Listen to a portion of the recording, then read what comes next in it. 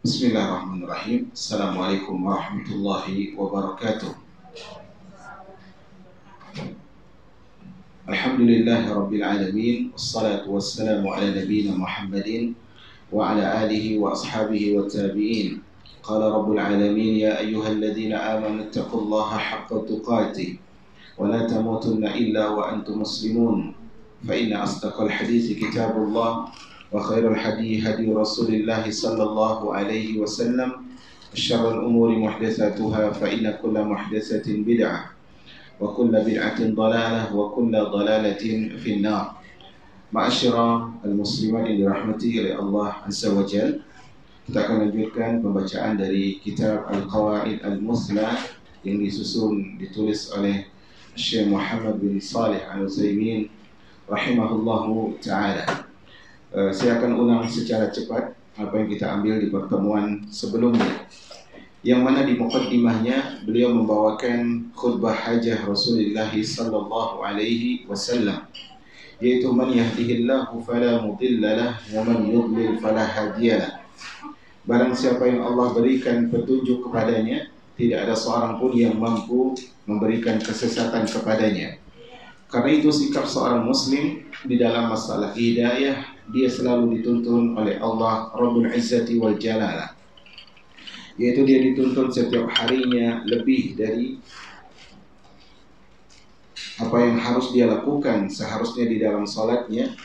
Jika di dalam salatnya dia memiliki rakaat-rakaat, maka di dalam doanya pun dia harus memohon hidayah kepada Allah. Karena walaupun orang berusaha untuk menyesatkannya, bahkan iblis langsung turun untuk menggodanya, jika Allah tetapkan dia orang yang diberikan hidayah, maka dia tidak akan bisa disesatkan oleh Allah Tabaraka wa Ta'ala. Kemudian barang siapa yang disesatkan oleh Allah, maka tidak ada yang mampu memberikan hidayah kepada Allah. Karena itulah ketika Nabi SAW bersedih karena paman beliau Abu Talib wafat di atas kekufuran dan kesyirikan, maka Allah Rabbul Alamin di dalam surah Al-Qasas ayat 56 menyatakan kepada Nabi-Nya sallallahu alaihi wasallam, innaka la tahdi man ahbabta walakinna Allah yahdi man yasha.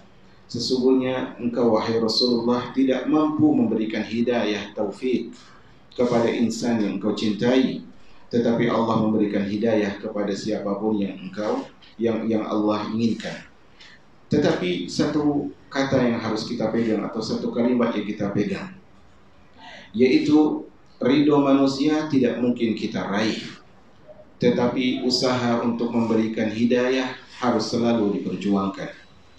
Ridho manusia tidak mungkin kita gapai, tetapi dalam rangka memberikan hidayah, usaha untuk memberikan hidayah tidak boleh kita abaikan. Karena itu walaupun cercaan, cacian, ketidakridhoan, kekecewaan yang muncul dari seorang, maka kita tetaplah berusaha untuk memberikan hidayah kepada insan yang kita mampu untuk berusaha terhadap mereka.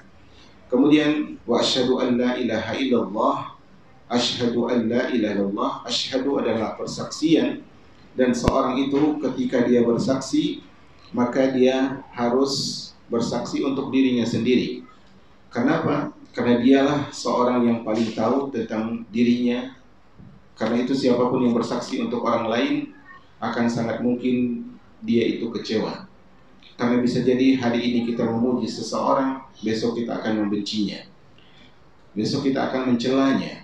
Karena itu dulu para salaf mengatakan, ahbib habibaka haunan ma, asa an yakuna baghiduka yawman ma, wa baghid baghiduka haunan ma, asa an yakuna habibaka yawman ma. Kata para salaf, wallahu a'lam apakah ini ucapan Ali bin Abi Thalib atau selainnya, beliau mengatakan, cintailah orang yang engkau cintai sekadarnya saja. Karena bisa jadi suatu hari dia akan menjadi insan yang engkau benci. Cintailah orang yang engkau cintai sekadarnya saja. Karena bisa jadi suatu hari dia menjadi insan yang engkau benci. Dan bencilah orang yang engkau benci sekedarnya saja. Karena bisa jadi suatu hari dia akan menjadi insan yang paling engkau cintai. Karena itulah dulu para sahabat sebagai para sahabat mengatakan, wahai Muhammad, wahai Rasulullah, dulu sebelum aku menjadi muslim, engkau adalah orang yang paling aku benci.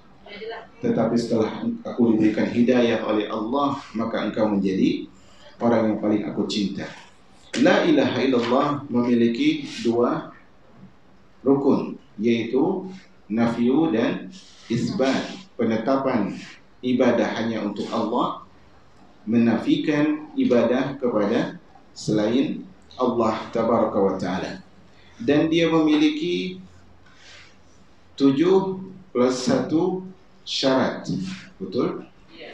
Yang pertama adalah ilmu, yang kedua adalah yakin, kemudian adalah kejujuran, kemudian cinta, kemudian tunduk, kemudian menerima, kemudian ikhlas, dan selanjutnya adalah kufur terhadap sesembahan selain Allah Azza wa Jalla.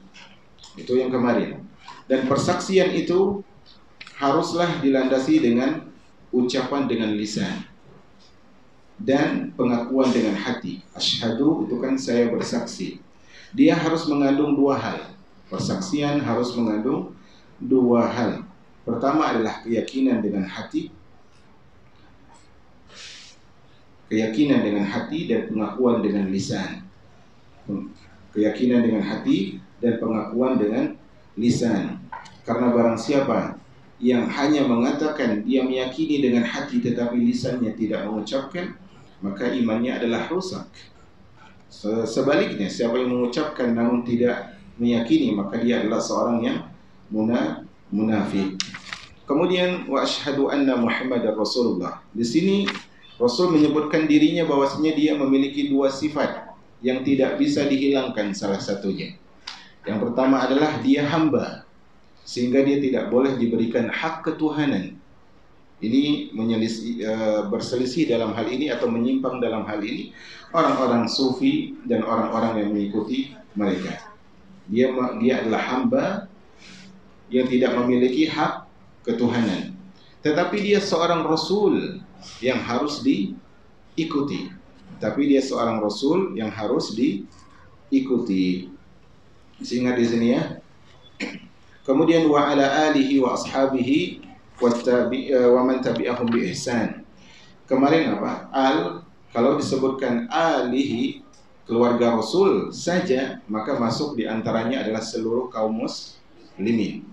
Tapi kalau disebutkan keluarga Rasul dan sahabatnya, maka keluarganya adalah keluarga memiliki hubungan kerabat dan juga kaum muslimin pada umumnya tergabung.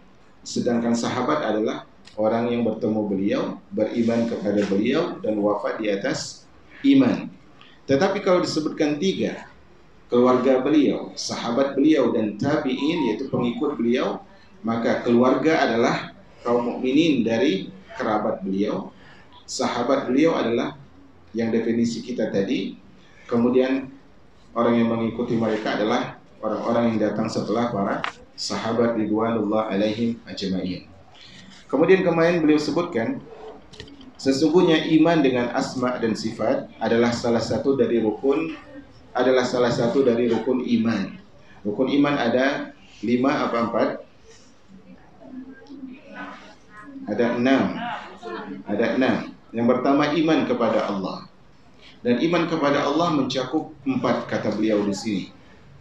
Iman kepada Allah mencakup 4. Nah, yang pertama iman kepada wujudnya Allah.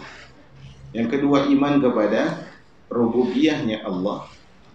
Yang ketiga adalah iman kepada uluhiyahnya Allah. Yang keempat iman kepada asma wa sifat. Dan bagi seorang muslim cukup bagi dia 3. Apa itu? Iman kepada rububiyah, uluhiyah dan asma wa sifat. Dia tidak perlu yang pertama. Kenapa? Karena dengan status dia sudah menjadi muslim dan muslimah, berarti dia sudah percaya Allah itu ada. Kemudian jamaah yang dirahmati oleh Allah tabaraka wa ta'ala, beliau sebutkan, atau saya tanya dulu, apa definisi dari iman kepada rububiyah? Definisi iman kepada rububiyah apa? Iman kepada semua perbuatan Allah, dan hal itu terkumpul pada 3. Apa itu? Penciptaan, kepemilikan, dan mengatur. Termasuk dari mengatur adalah memberi nikmat. Nah, rezeki. Kemudian apa maksud dari iman uluhiyah? Yaitu mentauhidkan Allah pada masalah ibadah. Baik, kemudian masalah kita adalah kitab ini iman kepada tauhid asma was sifat. Iman kepada tauhid asma was sifat. Nah, sampai situ bukan? Nama dan sifat mempunyai kedudukan yang tinggi dan sangat penting dalam agama. Seseorang tidak akan dapat beribadah kepada Allah dengan sempurna jika tidak mengetahui asma dan sifatnya, agar ia dapat beribadah kepadanya dengan penuh pengertian dan atas dasar keyakinan. Nah, di situ beliau sebutkan kedudukan tauhid asma wa sifat adalah sangat tinggi. Kedudukan tauhid asma wa sifat adalah sangat tinggi. Karena itu Al-Imam Ibnul Qayyim rahimahullahu ta'ala beliau mengatakan manusia yang paling sempurna pengibadahannya kepada Allah adalah siapa yang menyembah Allah dengan nama dan sifatnya. Siapa yang menyembah Allah dengan seluruh nama dan sifatnya, itulah seorang yang paling sempurna ibadahnya.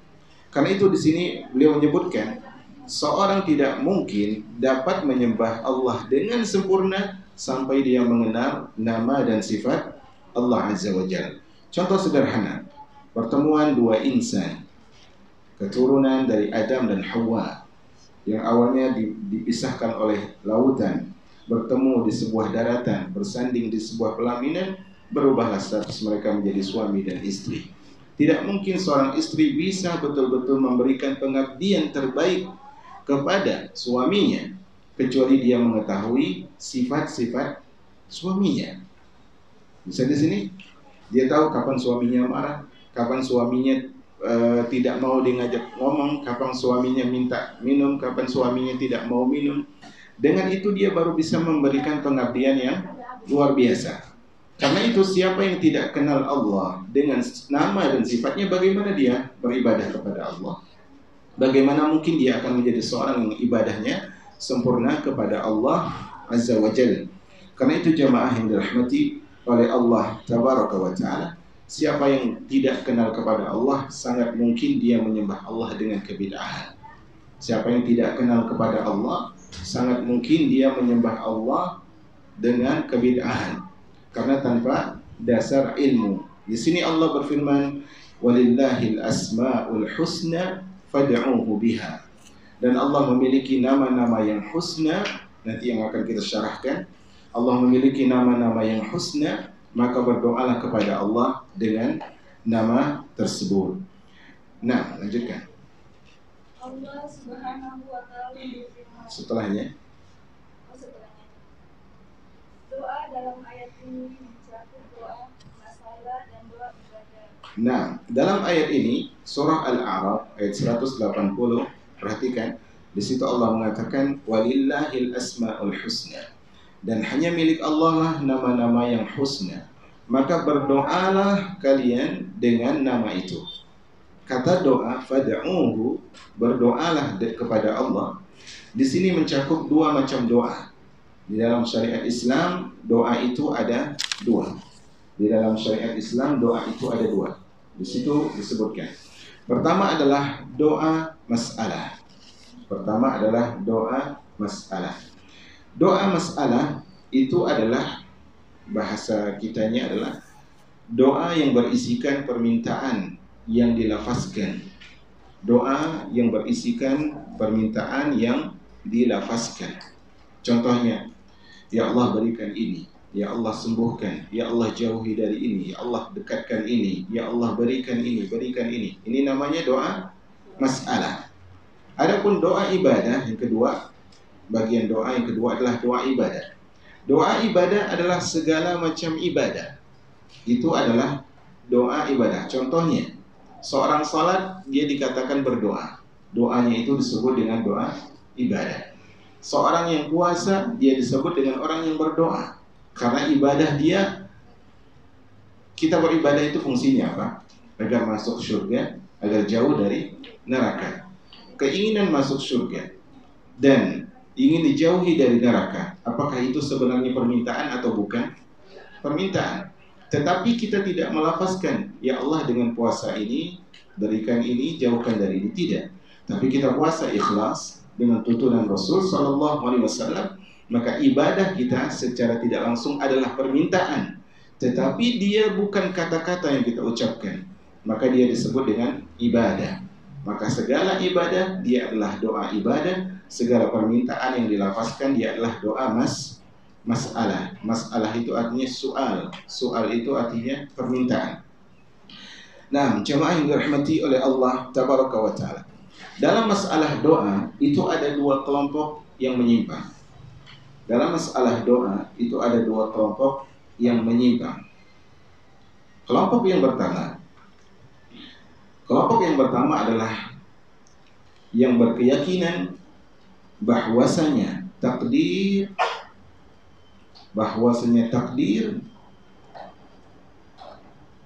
itu mendahului segala sesuatu.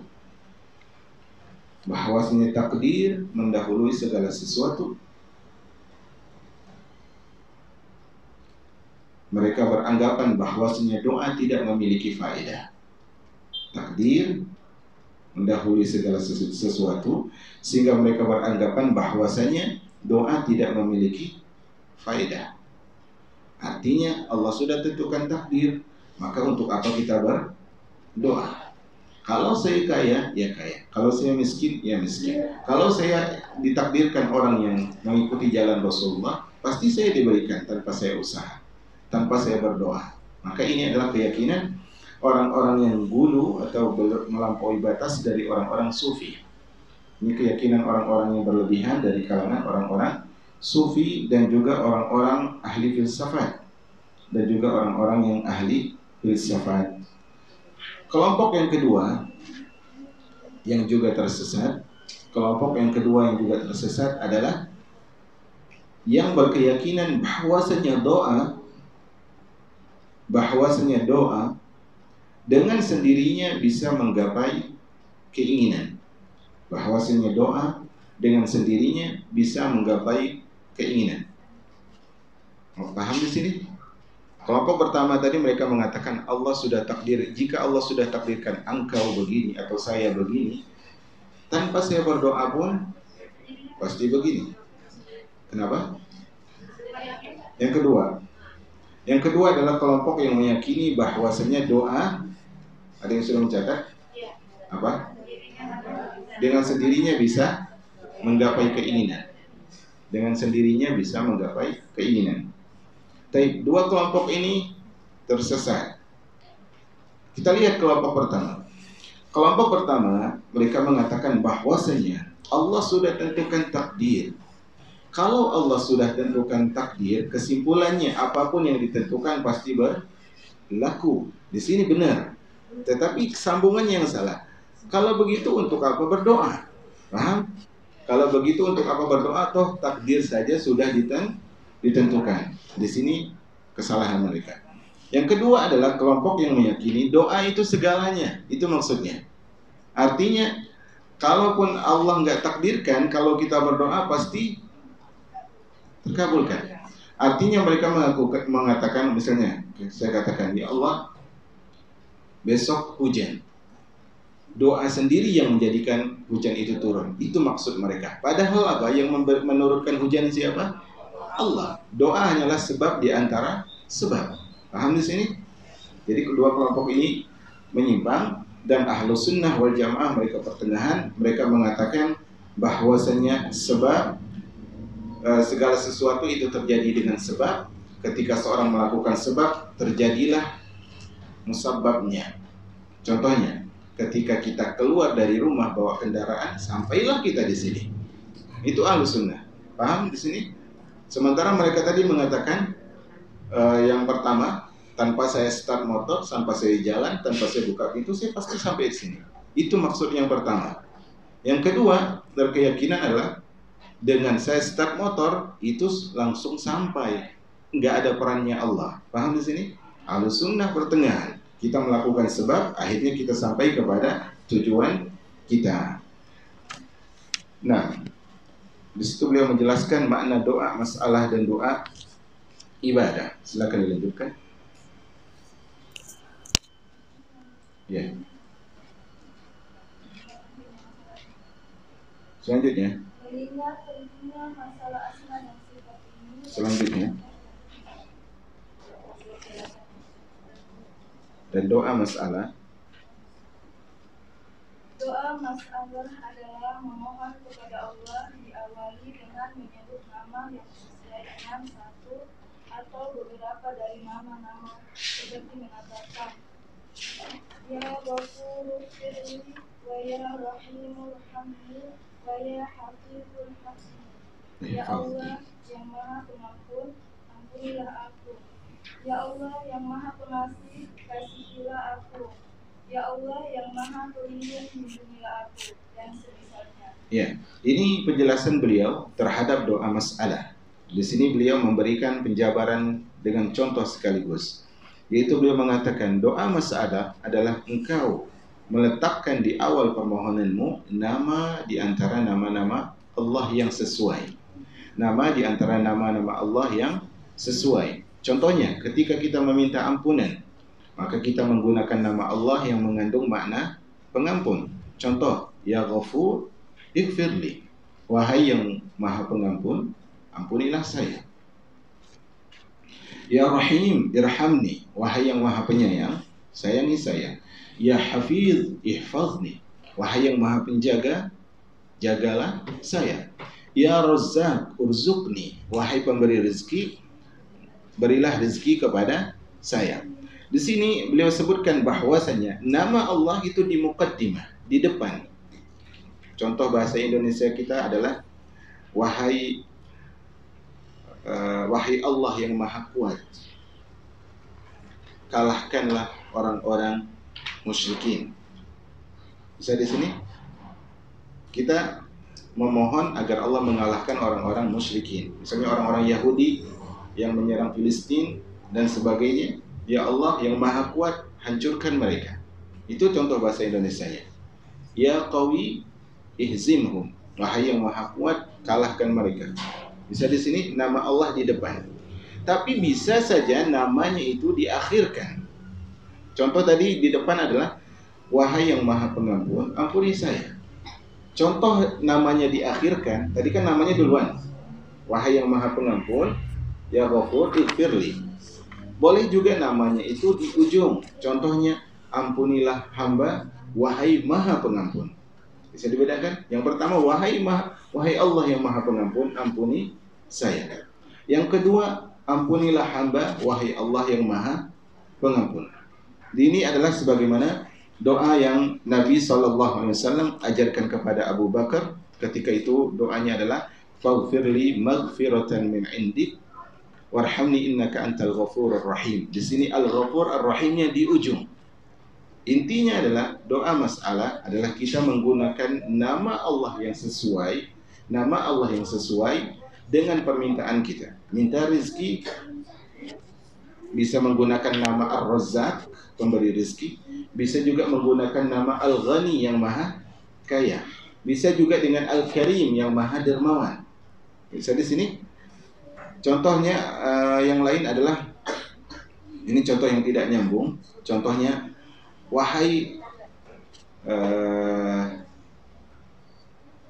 contohnya adalah wahai Allah yang azabnya pedih, ampuni saya. Ini sebenarnya bisa saja, tetapi ini tidak nyambung. Justru ini terkesannya seperti tidak beradab. Setelah dia sebut Allah memiliki azab yang pedih, tapi dia minta ampun. Ibaratnya seorang anak berkata kepada ibunya, wahai ibu yang suka membuat badan menjadi biru, maafkanlah. Itu kan sama dengan ngejek sebenarnya. Mungkin dia mau warna pink nanti badannya setelah itu. Artinya gunakan nama-nama yang tepat. Maka hal ini adalah tidak masalah sebenarnya, tetapi terkesan kurang beradab kepada Allah. Kemudian muncul pertanyaan, apakah boleh kita berdoa dengan sifat?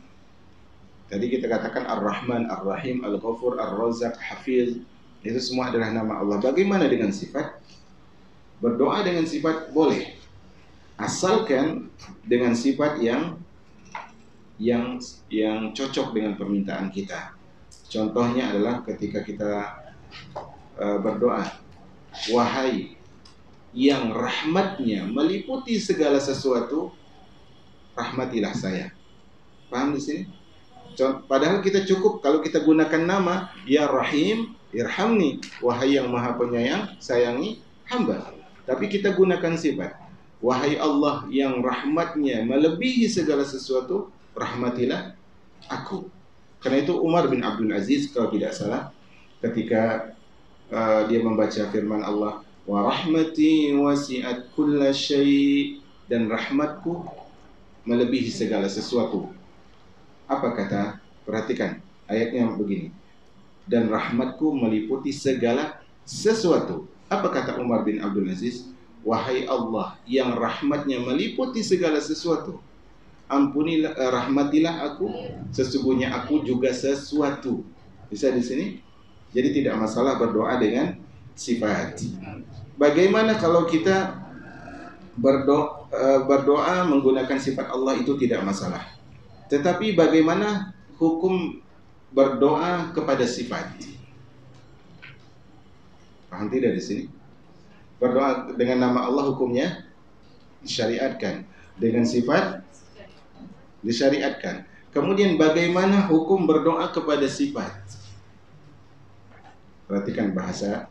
Berdoa dengan nama Allah syariat, berdoa dengan sifat Allah syariat. Bagaimana hukum berdoa kepada sifat?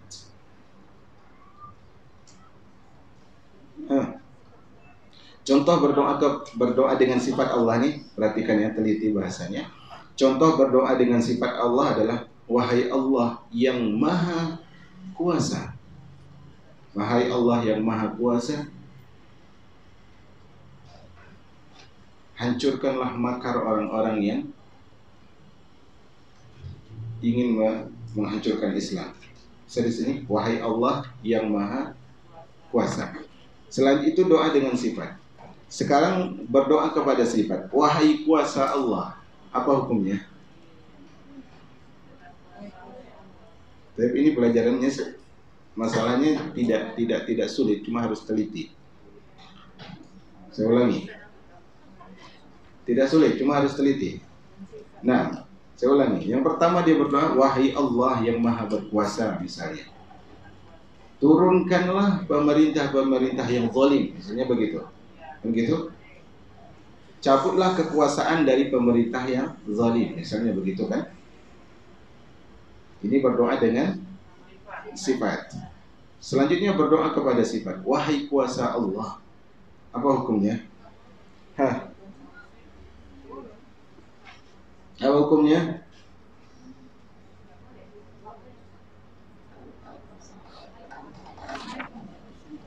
Nah, sebagian para ulama mengatakan ada yang boleh, ada yang tidak, nah, tapi sebaiknya dijauhi. Sebaiknya dijauhi. Ya, sebaiknya dijauhi. Sebagaimana mereka berselisih tentang seorang berdoa misalnya, ya wajah Allah, wahai wajah Allah. Apakah ketika seorang berdoa dengan wajah Allah, apakah sama dengan dia menyebut ya Allah? Maka itu perlu dirinci. Sesuatu yang perlu dirinci ini sebaiknya adalah ditinggalkan. Sebaiknya adalah ditinggalkan, karena bisa jadi itu dia berdoa bukan kepada Allah langsung. Khawatirnya seperti itu. Wallahu a'lam bishawab. Selanjutnya, sedang doa ibadah ialah melaksanakan ibadah kepada Allah berdasarkan al-asmaul husna ini, seperti Anda bertaubat kepadanya karena Dia Maha Penerima taubat, berzikir dengan lisan karena Dia Maha mendengar, beribadah dengan raga karena Dia Maha melihat, takut kepadanya meskipun dalam keadaan sendirian karena Dia Maha tahu dan Maha teliti, dan seterusnya. Iya, ini beliau jelaskan tentang doa ibadah, yaitu engkau menyembah Allah dengan konsekuensi dari nama tersebut. Engkau menyembah Allah dengan konsekuensi dari nama tersebut. Contohnya, doa ibadah kita menggunakan nama Allah untuk meminta, kan begitu ya tadi. Contohnya, ya Tawwab, wahai penerima taubat, tub alayya, terimalah taubatku. Ini doa apa? Doa apa ini? Seorang, ya Tawwab, tub alayya, wahai penerima taubat, wahai pemberi taubat, terimalah taubatku. Ini doa apa? Doa masalah. Kita gunakan nama, kemudian kita ajukan permintaan, atau kita ajukan permintaan kemudian kita sebut nama. Bisa di sini? Ini doa masalah. Tapi doa ibadahnya kita gunakan nama yang sama. Setelah kita tahu Allah Maha Penerima Taubat, setelah kita tahu bahwasanya di antara nama Allah adalah At-Tawwab, Maha Penerima Taubat, maka setiap salah kita taubat. Setiap salah kita taubat. Setiap salah kita taubat. Apakah perbuatan kita taubat tersebut kita lapaskan? Tidak. Kalau kita lapaskan itu adalah doa masalah. Tapi misalnya setelah ternyata kita dusta, padahal kita nggak mau bohong sama teman, cuma kita biasa canda, tapi canda kita akhirnya dusta. Tiba-tiba kita sholat 2 rakaat. Tidak ada ya sholat setelah berdusta, itu tidak ada. Tapi maksudnya ini tanda penyesalan kita mau bertaubat. Artinya kata-kata Allah Tabaraka wa Ta'ala, innal hasanat yudhibna sayyi'at, kebaikan menghapus keburukan. Karena tadi kita berbuat buruk, kita sholat. Nah, sholat kita ini karena kita tahu Allah Maha Menerima Taubat, sholat kita ini adalah sebagai pengakuan bahwa kita itu tadi berdosa. Maka sholat kita disebut dengan apa? Doa ibadah. Bisa di sini? Kemudian kita belajar, ternyata di antara nama Allah adalah As-Sami, Maha Mendengar. Ketika Allah Maha Mendengar, maka saya ingin semua kata-kata saya adalah baik. Subhanallah, alhamdulillah, wala ilaha illallah, wallahu akbar. Ditanya, kenapa Anda ucapkan demikian? Karena saya tahu Allah Maha Mendengar. Maka perbuatan dia ini, apakah dia meminta dengan lafaznya? Tidak, dia memuji Allah. Pujian dia terhadap Allah ini karena dia tahu Allah Maha Mendengar.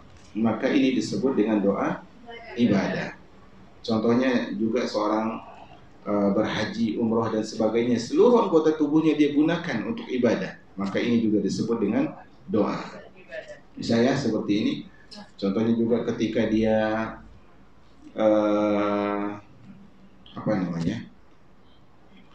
ingin bisik-bisik tentang kawannya, mereka bertiga, 2 orang membisik-bisik tentang kawannya misalnya. Dia tahu Allah itu Al-Latif Al-Khabir, Maha lembut, Maha teliti pengetahuannya.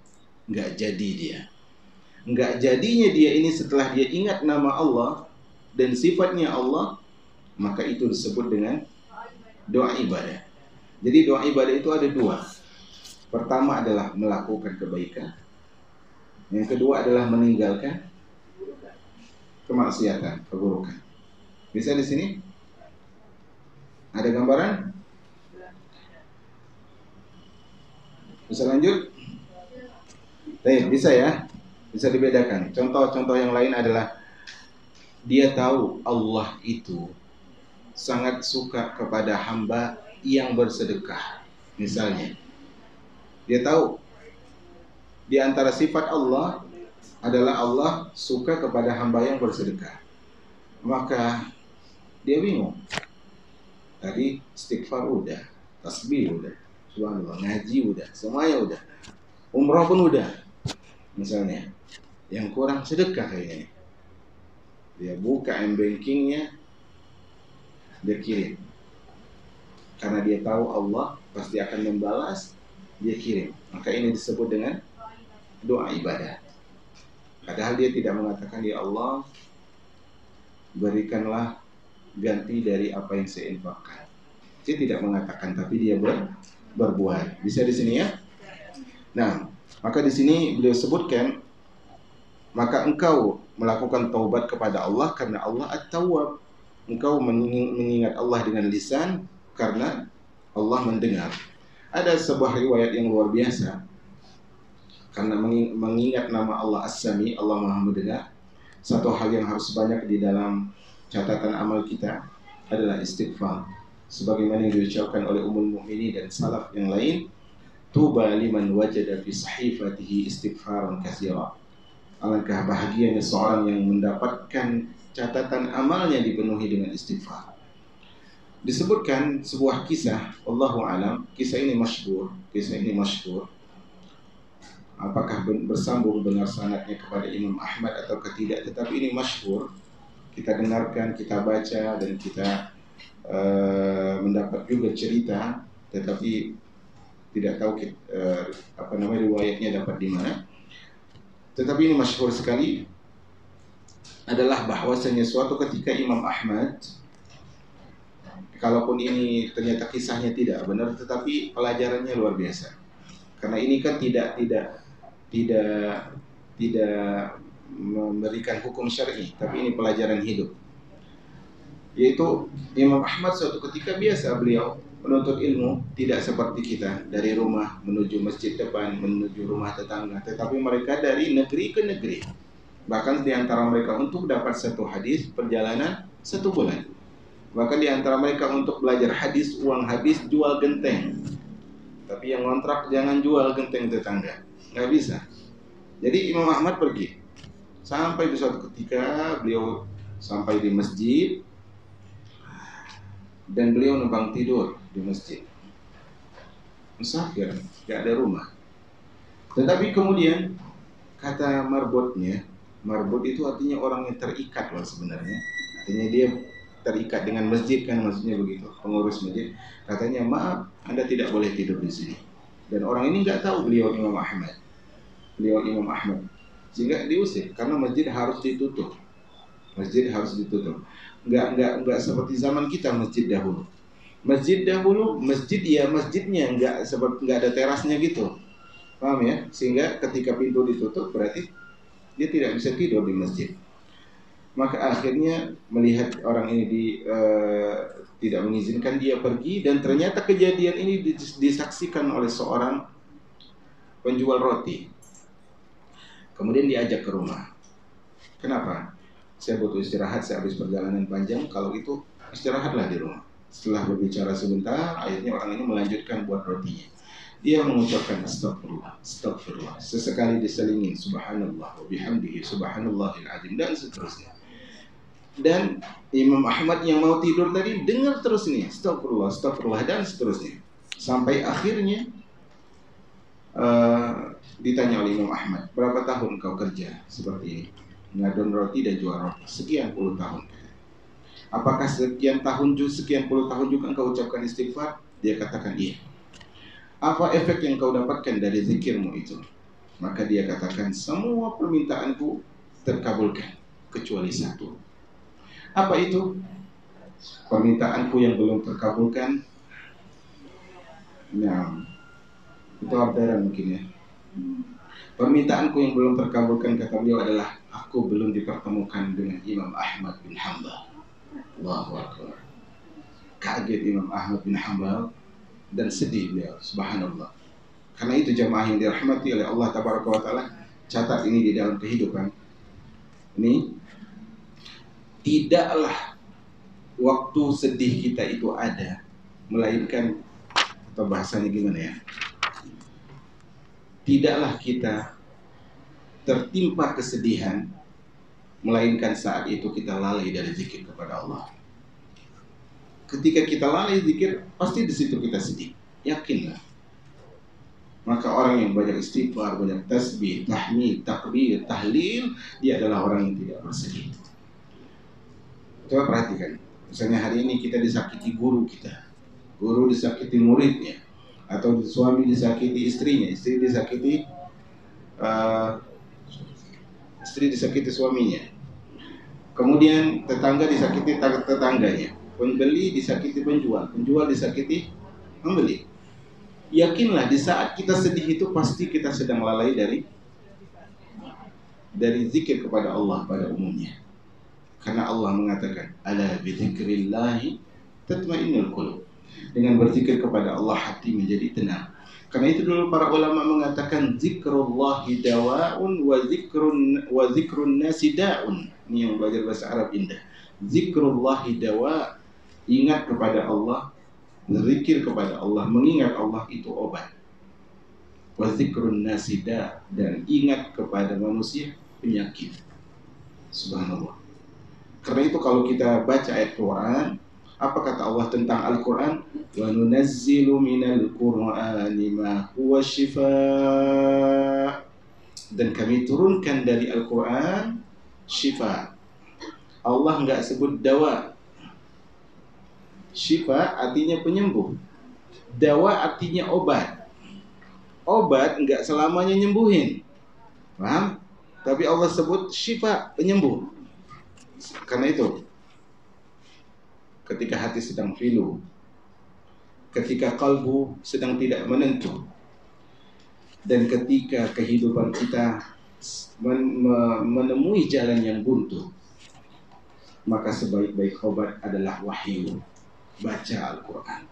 Allah mengatakan, Taha ma anzalna alaikal Qur'ana litashqa. Kami tidak turunkan kepadamu wahai Rasulullah Al-Quran agar engkau sengsara. Saya di sini, subhanallah. Karena itu memang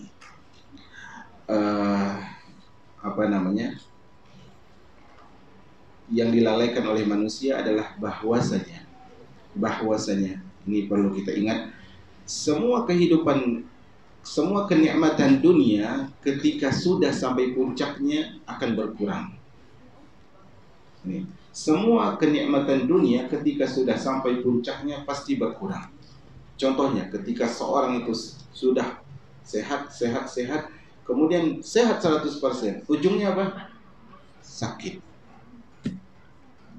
Ketika dia lapar, kemudian kenyang, setelah kenyang nanti lapar lagi. Semua kehidupan dunia kalau sudah sempurna akan berkurang, kecuali amal saleh. Ya, karena itu penduduk kubur maka mengatakan, la'alli a'malu salihan fima taraktu. Ya Allah, kembalikan aku, semoga dengan itu aku bisa beramal saleh yang aku lalaikan. Dia tidak minta makan, dia tidak minta minum dan sebagainya. Nah, wallahu a'lam bishawab. Lanjut. Mengingat pentingnya masalah asma dan sifat ini, dan banyak orang yang membicarakannya, ada yang benar dan juga ada yang salah. Karena tidak mengerti atau hanya karena ta'assub atau fanatik, maka kami ingin menulis tentang kaidah-kaidah dalam bidang ini, dengan harapan semoga Allah Subhanahu wa Ta'ala menjadikan usaha kami ini semata-mata lillah, mendapat ridhanya dan bermanfaat untuk hamba-hambanya. Nah, ini adalah ujung dari muqaddimah beliau. Dia mengatakan karena masalah inilah, karena besarnya kedudukan asma wa sifat inilah, dan karena sebagian manusia berbicara tentang nama Allah, ada yang berbicara dengan kebenaran, ada yang berbicara dengan kebatilan, maka ini motivasi beliau. Karena itu jamaah yang dirahmati Allah, di antara motivasi misalnya kita buka pengajian Al-Quran dan As-Sunnah adalah kenapa? Karena begitu banyaknya kajian-kajian yang di luar manhaj Ahlus Sunnah. Ketika keburukan itu tersebar, maka muncullah motivasi untuk berbuat baik. Karena itu jamaah yang dirahmati oleh Allah Tabaraka wa Ta'ala, mungkin kita tidak bisa berceramah, kita tidak bisa bermuhadharah, tetapi sampai kepada kita kata, kita tulis, sampai kepada kita artikel, kita share, ketahuilah itu bisa menghapus dosa-dosa kita. Karena itu jangan pernah tetapi ingat, kalau kita mau share sesuatu, lihat apakah di antara kita dengan orang lain itu ada masalah atau tidak.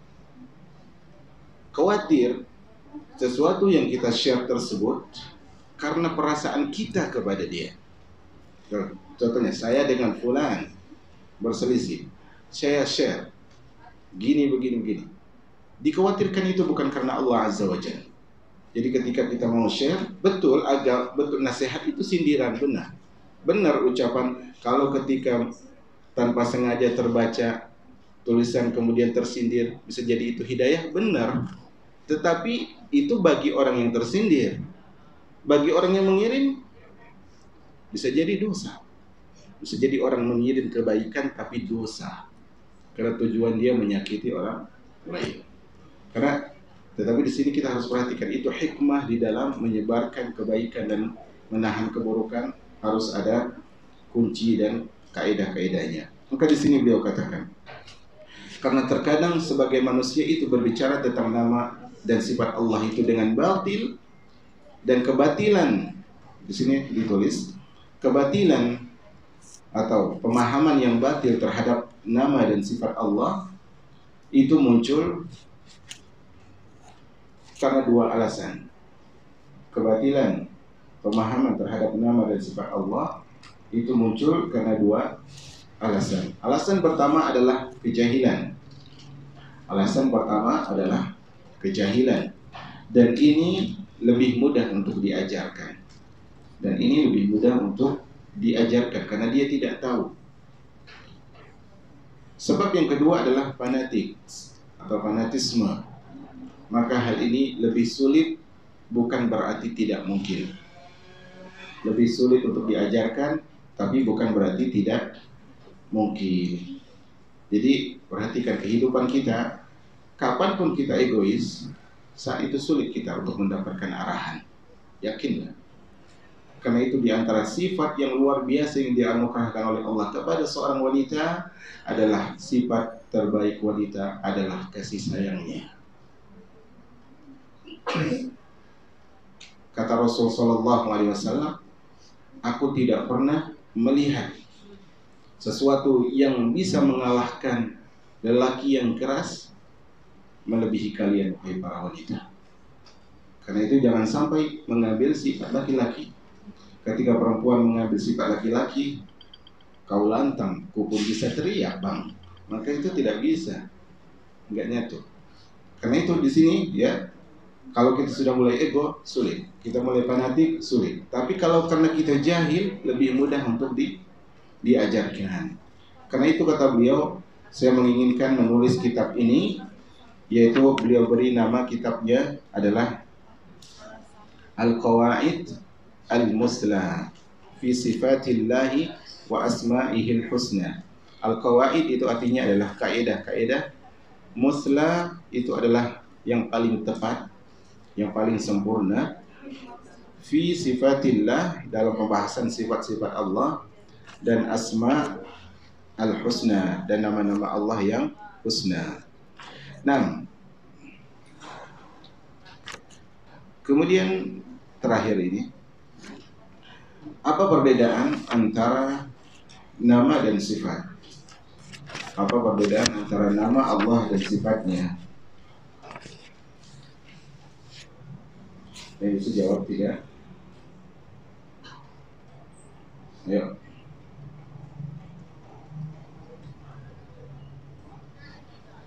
Apa perbedaan antara nama Allah dan sifatnya? Atau ini yang sebelum terakhir ya? Yang sebelum terakhir. Ayo, apa perbedaan antara nama dan sifat Allah?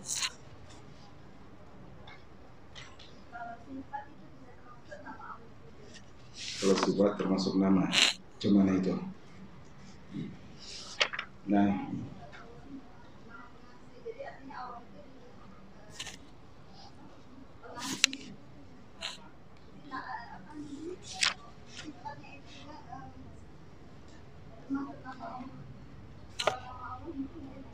berarti tidak ada beda antara nama dan sifat.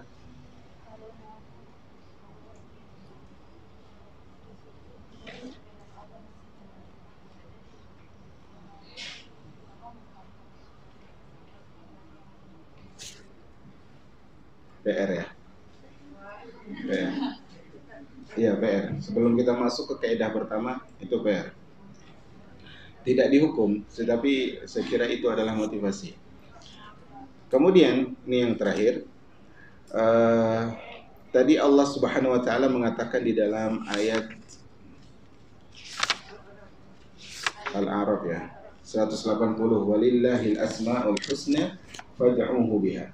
Allah memiliki nama-nama yang husna, maka berdoalah dengan nama tersebut. Nah, perintah atau anjuran untuk berdoa tersebut itu memiliki beberapa faedah. Memiliki beberapa faedah dalam pembahasan nama dan sifat. Pertama adalah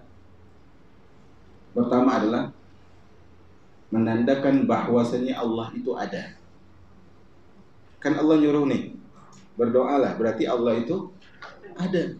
Karena sesuatu yang tidak ada tidak mungkin diarahkan kepadanya doa, kan begitu? Baik, itu yang pertama. Yang kedua adalah bahwasanya Allah itu maha kaya. Allah itu maha kaya, atau bahasa Arabnya Al-Ghani, maha kaya. Karena yang fakir tidak mungkin diminta, kan begitu? Yang ketiga adalah bahwasanya Allah itu memiliki pendengaran. Karena sesuatu yang tidak memiliki pendengaran, bagaimana bisa mendengar? Kan seperti itu. Baik. Kemudian yang keberapa? Yang keempat ya. Bahwasanya Allah itu maha dermawan, memiliki sifat karam.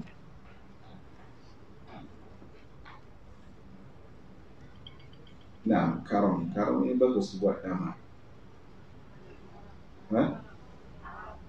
Karam. Kalau artis Arab itu bukan berarti saya ngikutin ya, enggak ya.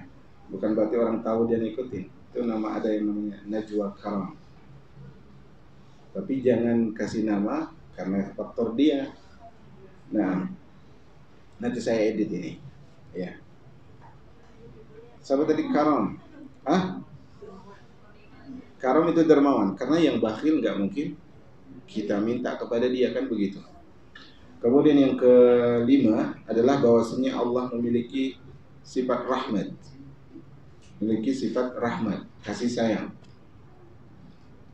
Karena yang tidak berkasih sayang, untuk apa kita memohon kepadanya? Kemudian yang terakhir, bahwasanya Allah itu maha berkuasa atau maha kuasa. Karena yang lemah tidak pantas diminta. Karena yang lemah tidak pantas diminta. Nah, tadi itu jangan lupa ya, perbedaan antara nama dan sifat. Tadi kan kitab ini tentang nama dan sifat. Jadi kita harus tahu apa beda antara nama dan sifat. Nah, wallahu a'lam bishawab.